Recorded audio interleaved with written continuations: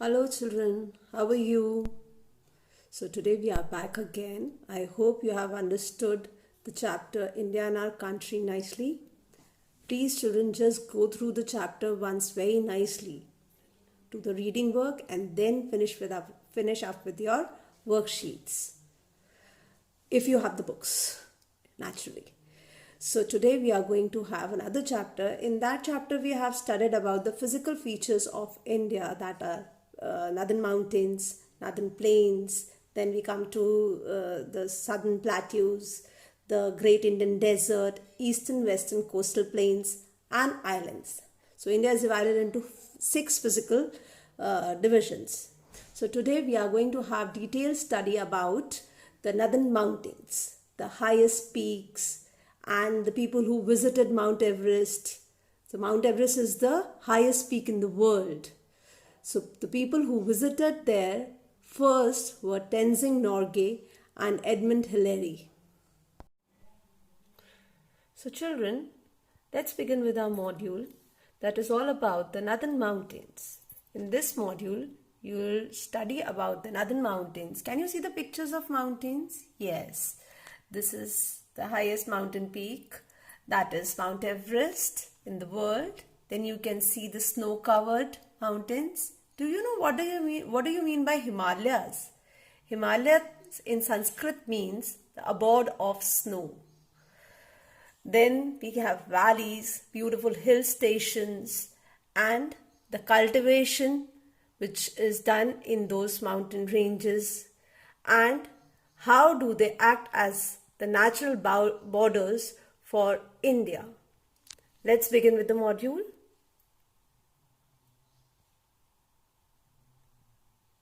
Sorry for the inconvenience. In this module, we are going to learn about the northern mountains. The northern mountains. The northern mountains stretch across the northern boundary of India. They include the Himalayas, which are the highest mountains in the world. The Himalayas stretch in a long curve from Jammu and Kashmir in the west to Arunachal Pradesh in the east. Children, Jammu and Kashmir are no more states now. They are turned into union territories. Yes, this. Can you see? Ladakh, which has the capital as Leh, then Srinagar and Jammu. They are the capitals of Jammu and Kashmir. The mountain stretches from here till the east area, that is Arunachal Pradesh. So this is all the stretch band of northern mountains. I hope you can understand. Can you see the union territories and states? Himachal Pradesh, then Uttarakhand, then West Bengal, and the Seven Sisters. That are Arunachal Pradesh, Meghalaya, Nagaland, Mizoram, and Tripura. Let's move further.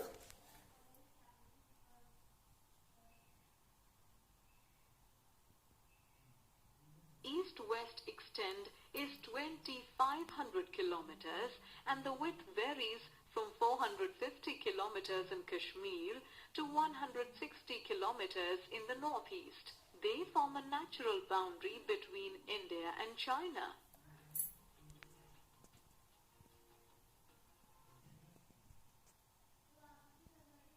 Many Indian states are found in the Himalayan region. These states are Jammu and Kashmir, Himachal Pradesh, Uttarakhand, West Bengal, Arunachal Pradesh, Sikkim, and other northeastern states. The Himalayas can be divided into Himadri, Greater Himalayas, Himachal, Middle or Lesser Himalayas, and Shivalik, Lower Himalayas. These are the three ranges of Himalayas. These all are parallel to each other. Himadris are known as Greater Himalayas. Himachals, they are the beautiful valleys in which we have hill stations, and Shivalik are the foothills. Himalaya in Sanskrit means the abode of snow. It is given this name because a large part of the Himalayas is covered with snow all year round. The highest peak of the Himalayas is Mount Everest, 8,848 meters, situated in Nepal.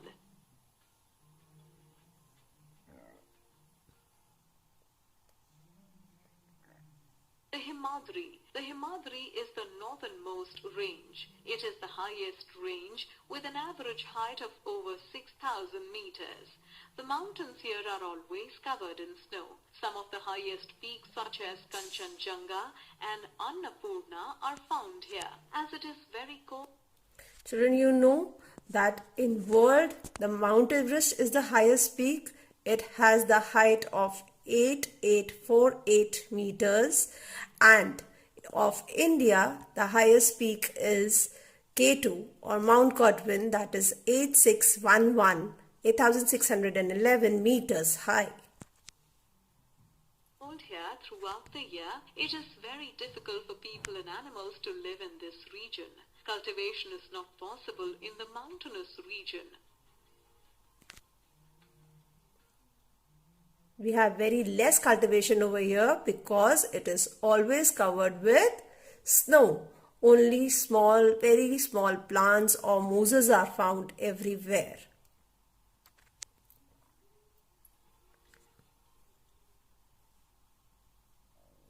In some places, huge masses of ice called glaciers that move down the mountain slopes are found. When these glaciers reach warmer regions, they melt and form rivers. The region receives heavy rainfall. So, students, you have just now heard an important word or term, that is glaciers. Yes, I know you have heard it before also, and you know that they are the purest form of water. But how do you define this word? Glaciers are the slow-moving rivers of ice. And you know there are many rivers which originate in northern mountains. Yes, I'll tell you the names. That are Ganga, Yamuna, Satluj, Brahmaputra. So there are many rivers which originate from northern mountains and they just move to northern plains. And these northern plains become very, very fertile because these rivers carry very important soil in them, that is alluvial soil. The other term which you will hear just now, and it is found in Himachal's other range, that is pass. Pass is also known as La. There are some important passes. The important passes which we found in Himachal range are Rohtang Pass, Shipkila, Jojila, Khardungla and Baralachala. The Himachal. This range is found between the Himadri and the Shivalik. The mountains are not as high as the Himadri. These ranges have some beautiful valleys such as the valleys of Kashmir, Kullu and Kangra. The beautiful hill stations of Shimla, Mussoorie, Nainital, Almora and Darjeeling are located in this range. During summers, people love to visit these hill stations to escape the heat of the plains. Some important mountain passes such as the Rohtang Pass of Himachal Pradesh are found in this region.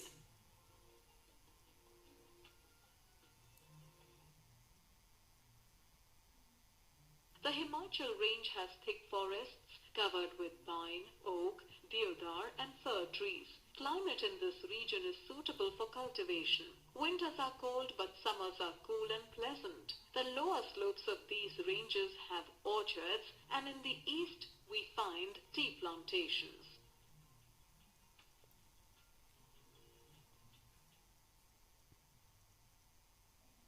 The Shivalik. The Shivalik form the southernmost and the lowest range. These are hills rather than mountains. The slopes are covered with thick forests and many varieties of wildlife are found here. Much of the land is used for growing crops such as rice, potatoes and maize. The slopes of these hills are used for terrace farming, building a series of steps in the slopes of hills for growing crops.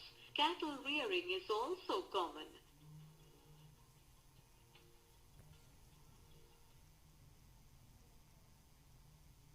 region to the south of the Shivalik is called the Terai. It is a flat, marshy area where crops such as rice, wheat and sugar cane are cultivated. In the northeast, the hills are not very high and are covered by thick forests. The hill ranges here include Garo, Khasi, Jayantia, Naga, Lushai and Mizo hills.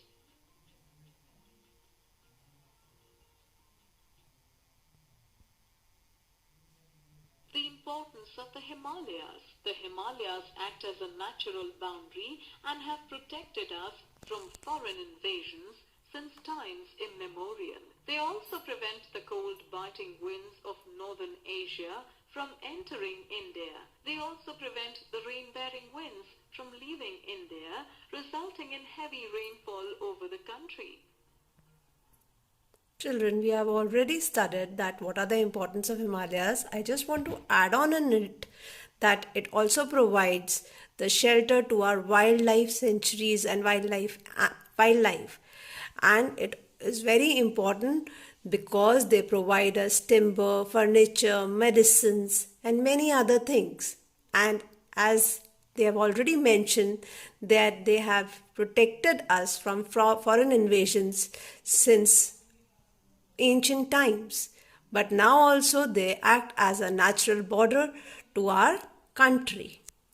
Forests of the Himalayas provide us with valuable products such as timber, medicines and other forest products such as resin, honey and so on. The melting snow of the Himalayan glaciers provide water to our rivers throughout the year. Many animals are found here such as the snow leopard, tiger, rhinoceros and wild yak and so on.